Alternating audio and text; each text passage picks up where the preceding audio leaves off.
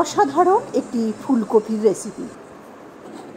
আমার পেজটাকে প্রচুর প্রচুর তোমরা সবাই ভালোবাসা দিও বন্ধুরা। ফলো করো, সাবস্ক্রাইব করো, লাইক করো, শেয়ার করো, কমেন্ট করো আমার রেসিপিগুলো কেমন লাগছে। প্রথমে আমি কড়াইয়ের মধ্যে সর্ষের তেল দিয়ে আলু আর কপিটাকে ভাপিয়ে নিয়েছি লবণ হলুদ দিয়ে, তারপরে সেটা ছেঁকে নিয়ে সর্ষের তেলে ভালো করে লাল লাল করে ভেজে নিচ্ছি। লাল লাল করে ভেজে নিলে তরকারিটা খুব টেস্ট লাগে খেতে। ভাজা হয়ে গেছে সুন্দর করে লাল লাল করে। এবার তোমার তুলে নিচ্ছি তেল থেকে। তারপরে তোমার সর্ষের তেলে দিচ্ছি হচ্ছে তেজপাতা আর গোটা জিরে ফোড়ন। আর এবার তোমার দিয়ে দিচ্ছি টমেটো কুচি। টমেটোগুলোকে বেশ লাল লাল করে সুন্দর করে ভেজে নিতে হবে।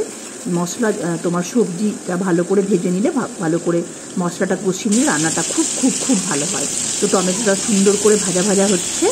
এবার আমি একে করে মশলা করে দিয়ে দেবো। আদা বাটা আর কাঁচা লঙ্কা বাটা দিয়ে দিলাম। তার মধ্যে দিলাম হলুদ 1 টেবিল চামচ, 1 টেবিল চামচ দিয়ে দিচ্ছি হচ্ছে লবণ, পরে আবার দেব। আর এখানে 3 টেবিল চামচের মতো আদা আর কাঁচা লঙ্কা বাটা দিয়েছি। যেমন সবজি থাকবে তেমন তোমার মশলাগুলো দিতে হবে।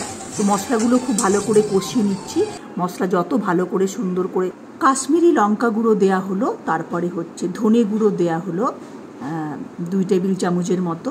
মশলাটা বেশি একটু ঠিক হবে, খুব ভালো হবে। তো মশলাটাকে ভালো করে কষিয়ে নেওয়া হচ্ছে। মশলা যত ভালো করে কষানো হবে খুব ভালো হবে রেসিপিটা। মশলা থেকে তেল বেরিয়ে এসেছে। এবার আমি দিয়ে দিচ্ছি হচ্ছে কাজু বাদাম বাটা আর তোমার পোস্ত বাটা আর একটু চারু মগজ বাটা। এটা দিয়ে ভালো করে সুন্দর করে মশলাটাকে কষিয়ে নিতে হবে। এটা একটা অপূর্ব স্বাদের সুন্দর একটি রেসিপি। তোমরাও বাড়িতে বানিয়ে করো, দারুণ দারুণ। তোমরা কমেন্ট করো আমাকে আমার রেসিপিটা তোমাদের কেমন লাগছে। তারপরে মটরশুঁটিগুলো দিয়ে দিলাম, মশলার সাথে কষিয়ে নিচ্ছি, কারণ এটা একটু সিদ্ধ হতে হবে। দিয়ে দিচ্ছি হচ্ছে ঘি। ঘি তো অবশ্যই দিতে হবে আলু কপির মধ্যে। তারপরে গরম মশলা দিয়ে দিলাম। গরম মশলা দিয়ে খুব ভালো করে একটু কষিয়ে নিচ্ছি। কষিয়ে খুব ভালো করে কষাতে হচ্ছে। দেখো তো মশলা থেকে তেল বেরিয়ে এসেছে। যত ভালো মশলা কষানো হবে তত খুব ভালো হবে। দিয়ে দিলাম চিনি। চিনি দিতেই হবে, নিরামিষ রান্নার একটু মিষ্টি মিষ্টি ঝাল ঝাল ব্যাপারটা থাকবে। তো রেসিপিটা খুব ভালো হবে। এটা রুটি, পরোটা, ফ্রাইড রাইস, পোলাওর সাথে খুব ভালো যায়।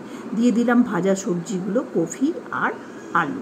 এটাকে সুন্দর করে একটু জল দিয়ে কষিয়ে নিতে হবে। তাহলে মশলাটা তলায় লেগে যাবে না, সবজিটা পুড়েও যাবে না, সুন্দর কষানোও হবে। তো একটু অল্প জল দিয়ে একটু ভালো করে সবজিটাকে কষিয়ে নিচ্ছি। একটু গ্যাসের ফ্লেমটা একটুখানি সিম করে নিয়ে কষাতে হবে, লো করে।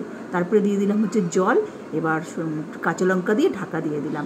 5 থেকে 5 মিনিটের মতো ঢাকা দিয়ে দিলাম। হয়ে যাবে আমার আলু কপির সুন্দর একটা মজাদার সবজি, অসাধারণ খেতে।